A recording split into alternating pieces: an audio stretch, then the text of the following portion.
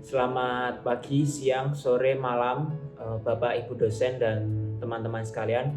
Pada sore hari ini saya akan membahas sedikit tentang peranan media digital di dalam dunia arsitektur. Yang pertama, bagaimana konteks praktek arsitektur saat ini?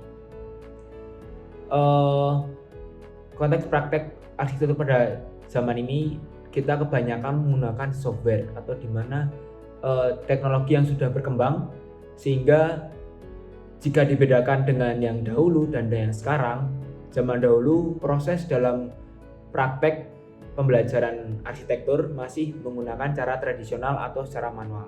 Sedangkan untuk zaman sekarang kita kebanyakan menggunakan teknologi digital atau dapat berupa simulasi. Yang kedua, bagaimana pengaruh perkembangan transformasi digital dengan membandingkan peran arsitektur di masa lalu, sekarang, dan masa depan.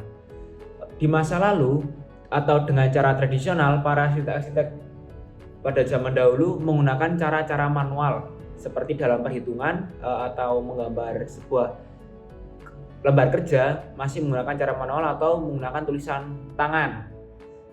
Sedangkan di masa sekarang kita menggunakan dua cara, yaitu dengan manual dan digital, di mana manual tersebut dapat kita gunakan untuk step awal atau dapat dibilang step ide konsep atau step dalam membuat rancangan, dan lalu kemudian finishingnya kita dapat menggunakan software atau BIM yang dapat kita sebut BIM, teknologi digital yang dapat kita gunakan seperti yang sudah kita pelajari di masa sekarang.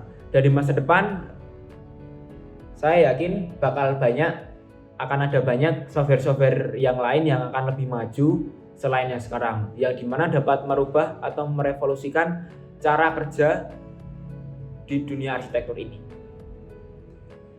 Yang ketiga, bagaimana peran dan kompetensi yang harus dimiliki arsitek profesional di tengah masyarakat digital. Di zaman sekarang, karena kebanyakan kita menggunakan teknologi yang sudah berkembang, kita diminta untuk tahu atau mengerti atau paham cara kerja dunia digital tersebut, sehingga kita tidak dungu atau kita tidak ketinggalan dalam mengikuti arus zaman dunia digital di arsitektur.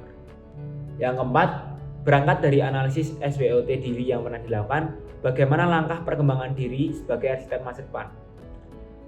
Karena dunia zaman sekarang itu semakin mudah dan semakin efisien, kita dapat belajar dimanapun kita berada.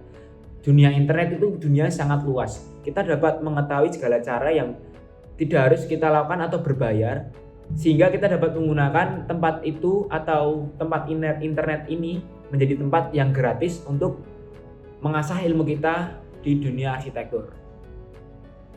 Yang kelima, bagaimana dampak positif maupun negatif perkembangan iptek terhadap peran arsitek di era digital. Untuk dampak positif perkembangan iptek di dunia arsitektur sangatlah banyak. Salah satu yang akan saya ambil contoh adalah kinerja yang dapat kita lakukan di perkembangan digital ini.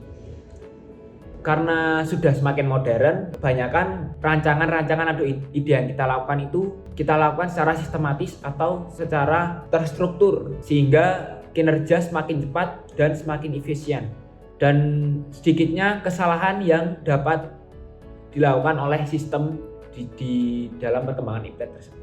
Dan untuk dampak negatifnya tentu karena software ini adalah hal yang terbatas, banyak lapangan kerja yang semakin menurun atau hilang karena tergantikan oleh media-media yang sudah sangat modern ini. Sehingga karena hal tersebut, sehingga SDM tidak dapat berkembang dengan baik. Sekian pembahasan sedikit opini dari saya. Bila ada kata yang kurang berkenan, mohon dimaafkan. Terima kasih.